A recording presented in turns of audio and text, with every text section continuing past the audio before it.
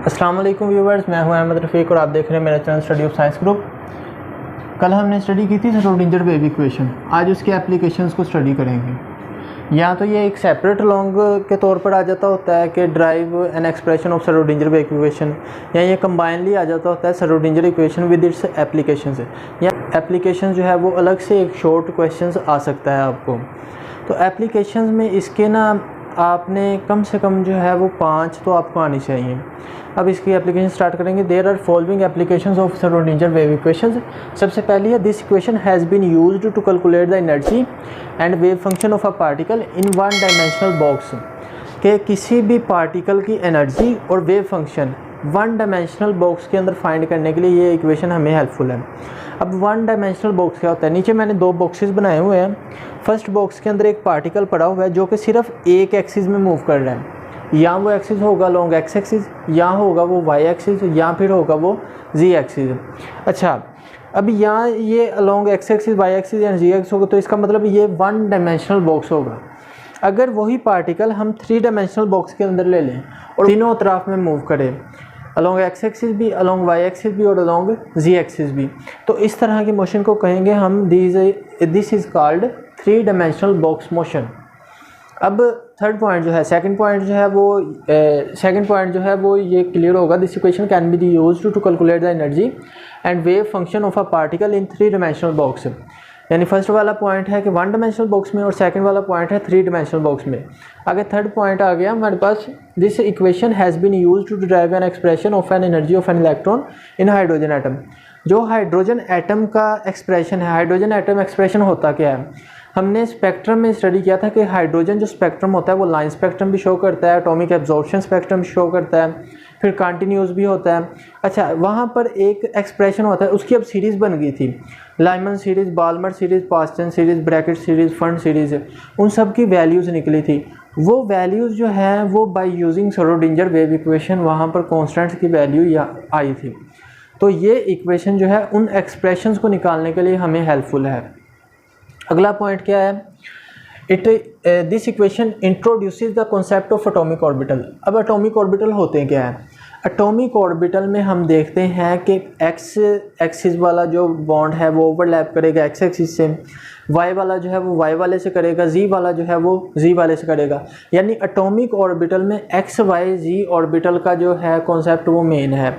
और इस इक्वेशन के अंदर भी हम यही बताते हैं कि किसी भी वेव के अंदर किसी भी पार्टिकल की जो मोशन है वो अलॉन्ग एक्स एक्सिस क्या है, अलॉन्ग वाई एक्सिस क्या है और अलॉन्ग जी एक्सिस क्या है। तो मेनली इस इक्वेशन ने ही हमें एटॉमिक ऑर्बिटल का कॉन्सेप्ट इंट्रोड्यूस करवाया।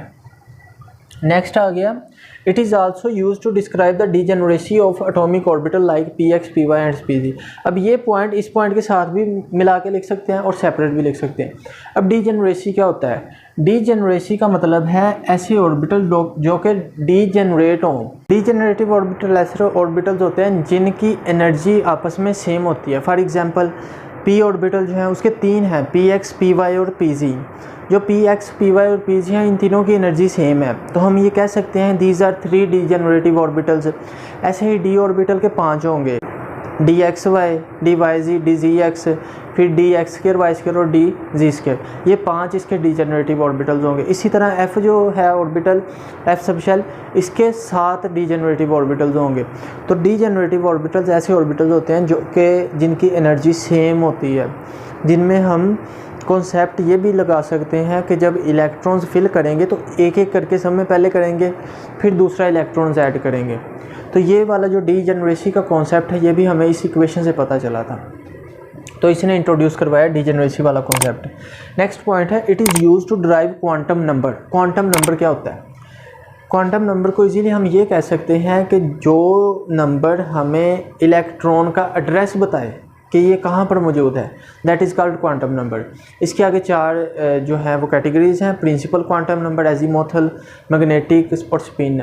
इसमें हम देखते हैं किसी में सब शेल, किसी में शेल की कन्फिग्रेशन है कि किसी शेल में होगा इलेक्ट्रॉन, किसी में किसी सब शेल में होगा। ऐसे इसके इंटीजर से ये आगे मज़ीद एक्सप्लेनेशन में चला जाएगा। आपने सिंपल ये रखना है कि क्वांटम नंबर्स जो हैं वो भी इस इक्वेशन से, ये इक्वेशन हम यूज़ करते हैं उन क्वांटम नंबर्स को डिराइव करने के लिए। फिर नेक्स्ट पॉइंट आ गया, it is used to calculate energy of pi electrons in conjugate system like benzene. Benzene का अगर यहाँ पर स्ट्रक्चर बना लें, यहाँ पर जो है पाई बॉन्ड्स हर एक के पास है, हर एक ऑर्बिटल के पास एक पाई बॉन्ड है, तो वो यहाँ पर एक क्लाउड सा बनाएगा। तो इसकी जो एनर्जी होगी वो फाइंड करने में भी ये इक्वेशन हमें हेल्पफुल है। ठीक हो गया। फिर नेक्स्ट आ जाएगा, it is use to calculate resonance energy of molecule. Resonance energy वो एनर्जी होती है जो कि किसी भी ऑर्बिटल को, किसी भी मॉलिक्यूल को स्टेबल करने वाली एनर्जी होती है। जितने रेजोनेंस स्ट्रक्चर ज़्यादा होंगे किसी के, उतना ही वो ज़्यादा स्टेबल होगा, और जितने रेजोनेंस स्ट्रक्चर कम होंगे उतना ही वो कम स्टेबल होगा। जो बेंजीन है वो अल्केन अल्कीन अल्काइन से इसी वजह से इतनी ज़्यादा स्टेबल है क्योंकि इसके रेजोनेंस स्ट्रक्चर बहुत ज़्यादा है उनकी निस्बत, यानी किसी से कम भी हैं लेकिन उनकी निस्बत इसके रेजोनेंस स्ट्रक्चर जो है वो ज़्यादा है। तो रेजोनेंस एनर्जी होने की वजह से ये ज़्यादा स्टेबल होगी। तो ये सारी इसकी एप्लीकेशंस थी जो आपने अच्छे तरीके से तैयार कर लेनी है। कम से कम आपको 5 से 6 आनी चाहिए। अब नेक्स्ट वीडियो के अंदर हम वेव फंक्शन या फिर कुछ इस तरह की मज़ीद इक्वेशंस को स्टडी करेंगे। आज के लिए इतना ही। अल्लाह हाफिज़।